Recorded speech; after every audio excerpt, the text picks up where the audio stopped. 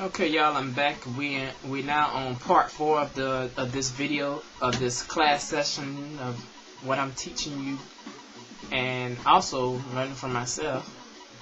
I want to say that y'all probably noticed that in the beginning of video 3, I was dancing and bopping my head, and there was a reason for that. I wasn't trying to be funny.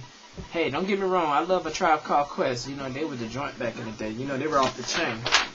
But I was dancing because, and bopping my head was because after you write down everything, the root word, or whether you're brainstorming with the sun brainstorming technique that I just showed you, you want to send some gratitude for yourself, even if you have to put in a favorite song on, to bring that gratitude out of you. There's a lot of songs that we listen to that make us feel good about ourselves, and you wanna write it down. Like, I love this song from SWV. It brought back the good times in the 90s. When everybody was dancing. I know the song sound like it have a bad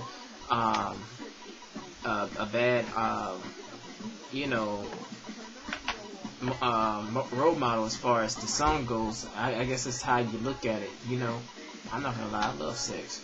And if you want to put that down as a gratitude, and that's what I meant to say. You want to come up with another list, right? This is not a new sheet of paper. I'm just pretending like I'm writing, but I'm just saying, after you find out what was breaking your mental codes, because you're gonna experience a lot of grief breaking these these mental, psychological programs that been in us since we were kids. And I'm not blaming the parents that they did this. Yes, they did. Some of them did. Some adults, or even some siblings, or childhood friends or teachers, did things that hurted us and said things that hurted us. But we gotta realize too that a lot of the reason why a lot of them are reacting the way they reacting is because they were treated the same way too. And it becomes a learned behavior, which is called a form of repetition. Repetition could be a form of a learned behavior, like prayer. Repetition is nothing more, they refer it to as prayer, but repetition is nothing more than thought, like a repeated thought, and that's the same thing with what you did when you accepted what that person said of you. It was a repeated prayer thought, and it is kept being repeated in your mind and your conscious mind, and then it finally got into your God's subconscious mind, and then it just kept repeating until it became a prayer, and then it manifests on a physical level. So everything up here is real. It's more real than the physical world. Now I understand exactly what they mean when they say the physical world we live in is nothing but an illusion, because it is, because we're creating it. We accept that fear. You do whatever you have to do to eliminate these fears and thoughts, and I'm telling you, write it down. That's the best form of counseling and brainstorming it. You got to find out psychological. You don't need to go to no psychiatrist for anything. You just need to write down what was causing these, these thoughts and these emotional images that you were going through, and find the root word. Because once you find the number one root word, you will understand that it really didn't mean anything. Like that self-worth thing. Even though my dad didn't know any better, and he projected that feeling upon me based on how I receive it, it was nothing more than his own fear, because he was taught like that when he was a kid. And and it was a learned behavior, and that's called a learned, repetitive mental code. Repetitive, R-E-P-E-T-I-T-V-E, repetitive, which comes from the root word repetition. And repetition is a form of prayer. And it's so deep on a psychological, cosmic, conscious level, because a lot of us are praying and we don't realize we're praying. Like, some people think you're getting on your knees and you're calling Jesus Christ and Allah and whatever, and you're not. They think that's what prayer is, but our thoughts are actual prayers. If you hold a certain thought in your mind for a long period of time, you actually allowing it to manifest on a physical level.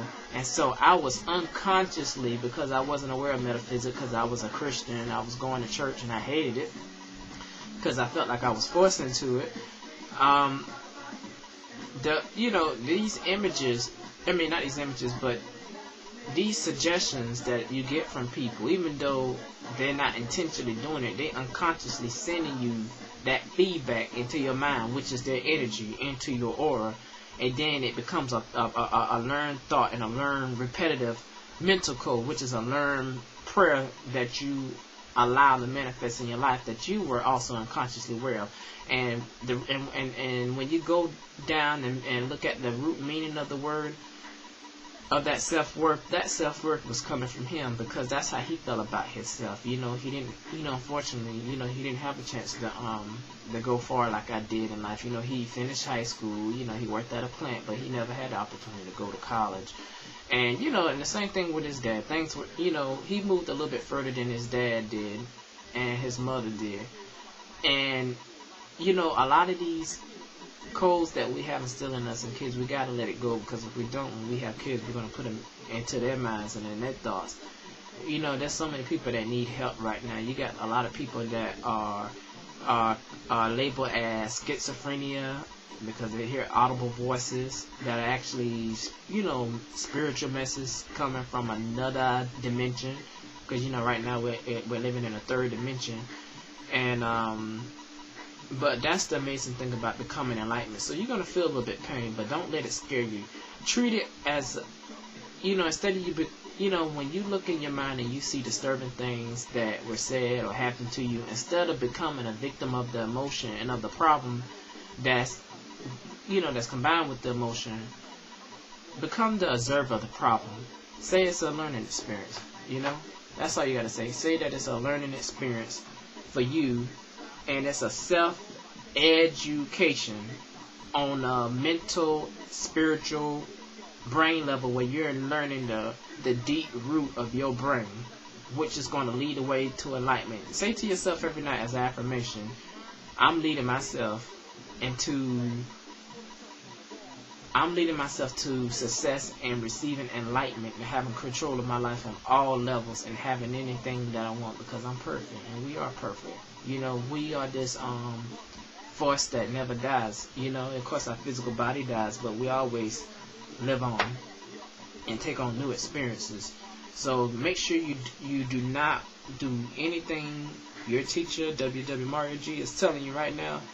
Do not do any creative visualization until you go through this process first. The people that are doing the creative visualization like I was, you want to know why it wasn't working? Because you were never taught about this process. Don't know why they don't really talk about it in a lot of books, but you might want to research it. But this book, by the way, by Dr. Joseph Murphy, I can't remember if it really goes in detail about what I was talking about, but this is a good start. Dr. Joseph Murphy talks about, in detail about the psychological of quantum physics and applying it to our life, and that's where I got the word auto-suggestions. As a matter of fact, certain things that my dad said to me, I accept became self-worth, because, I believe it, that's true. Which is another form of prayer, of a learned behavior prayer. Auto-suggestions. Do not accept other people's suggestions. I'm about to stop this video. Hold on right quick.